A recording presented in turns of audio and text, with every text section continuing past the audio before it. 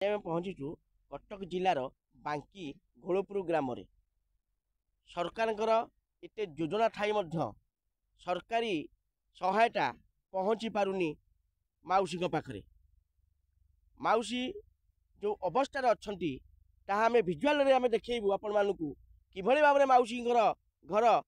ଆପଣ ଦେଖନ୍ତୁ ଏ ଭିଜୁଆଲ ଆପଣଙ୍କୁ ବୟାନ କରିବ। ଏ ଯେଉଁ ଭିଜୁଆଲ ଆପଣ ଦେଖନ୍ତୁ, ଏ ହେଉଛି ସେଇ ମାଉସୀଙ୍କ ଘର। ସେ ମାଉସୀ କେଉଁ ଅବସ୍ଥାରେ ଅଛନ୍ତି, ଘର ଖଣ୍ଡିଆ ପାଇଁ ବାରମ୍ବାର ସ୍ଥାନୀୟ ସରପଞ୍ଚ ଗାଁର ବିଭିନ୍ନ ପ୍ରକାର ଲୋକଙ୍କୁ କହିବା ସତ୍ତ୍ୱେ ମାଉସୀଙ୍କ ଘର ଖଣ୍ଡେ ମଧ୍ୟ ପାଇପାରୁନାହାନ୍ତି। ଆପଣ ସେଇ ଭିଜୁଆଲ ଦେଖିବେ। ମୁଁ ଭିତରକୁ କହିବି କ୍ୟାମେରାମାନଙ୍କୁ ସେ ଭିଜୁଆଲ ଆପଣଙ୍କୁ ଦେଖନ୍ତୁ ସେଇ ଭିଜୁଆଲ ଆପଣ ଦେଖନ୍ତୁ।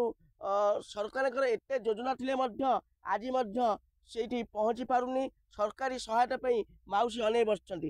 ସେଇ ଘର ଦେଖନ୍ତୁ, ଏଇ ଘର ଆଜ୍ଞା ଅନୁପଯୋଗୀ, ଶୋଇବା ଅନୁପଯୋଗୀ। ଜଙ୍ଗଲ ପାଖରେ ଜଙ୍ଗଲ ସରୀସୃପ ମଧ୍ୟ ଆସୁଥିବେ ଏବଂ ଆମର ହାତୀ ବାଘର ମଧ୍ୟ ଭୟ ଅଛି। ତଥାପି ଏଇ ଘରେ ବର୍ତ୍ତମାନ ଦେଖନ୍ତୁ, ଏ ଘରେ ବର୍ତ୍ତମାନ ସେଇ ଆପଣ ଯେଉଁ ମାଉସୀ ଜଙ୍ଗଲ ଶୋଉଛନ୍ତି ତାଙ୍କ ଘରେ କେହି ନାହାନ୍ତି। ଦେଖନ୍ତୁ ଭିଜୁଆଲ ବର୍ତ୍ତମାନ ଘର ଦେଖନ୍ତୁ, ଇଏ ମଧ୍ୟ ଫାଟି ଆଁ କଲାଣି। ସେ ଘରର ବର୍ତ୍ତମାନ ମାନେ ଶୋଇବା ଅନୁପଯୋଗୀ।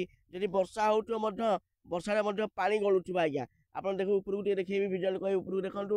ଏ ଯେଉଁ ସେଇ ଘର ଆଜ୍ଞା ଆପଣ ଦେଖନ୍ତୁ କିଭଳି ଭାବରେ ମାଉସୀ ଅଛନ୍ତି। ଏ ସାଧାରଣ ତ ଆମେ ଦେଖିବା ଏ ଶୋଇବା ଅନୁପଯୋଗୀ। ମାଉସୀ କିଭଳି ଭାବରେ ଶୋଉଥିବେ ଆପଣ ଦେଖିପାରୁଥିବେ। ଏ ଭିଜୁଆଲ ଆପଣ କହିଦେବ।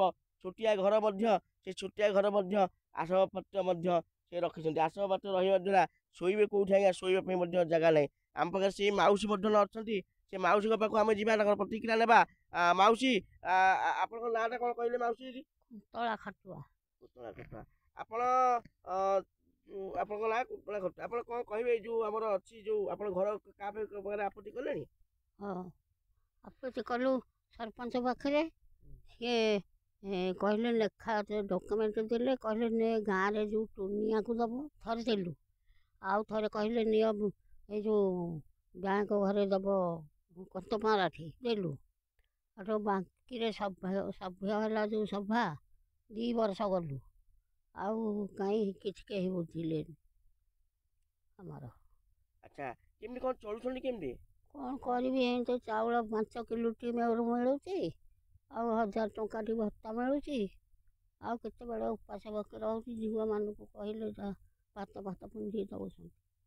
ଆଚ୍ଛା, ଆପଣ ତ ଜଙ୍ଗଲ ଭିତରେ ଅଛନ୍ତି। ଜଙ୍ଗଲ ଭିତରେ ଯେଉଁ ସାପ ସୁପା ଆସିଥିବେ? ସାପ ଘରେ ବଡ଼ ଧାମିଣା ଟାଇପ୍ ହେଉଛି ଯେ ବେଙ୍ଗ ଫେଙ୍ଗ ଖାଇକି ଯାଉଛି।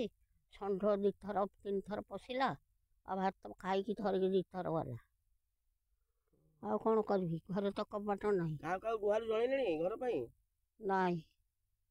କାହାକୁ ଜଣେ କିଏ ଆସିନାହାନ୍ତି ପର୍ଯ୍ୟନ୍ତ? ସ୍ଥାନୀୟ ସରପଞ୍ଚ? ହଁ, ଆସିଥିଲେ ଦେଖି ସାର୍ ଆସିଥିଲେ। ତାଙ୍କ ପଛରେ 2 ଜଣ ଆସିଥିଲେ ଯେ ସିଏ ବାଇଆ ନଥିଲା କ'ଣ, ସିଏ ଡକୁମେଣ୍ଟ ମାଗୁଥିଲେ ଯେ ସିଏ ଗଲେ ଆରି, କହିଲେ ଆଉ ଦିନ ଆସିବା।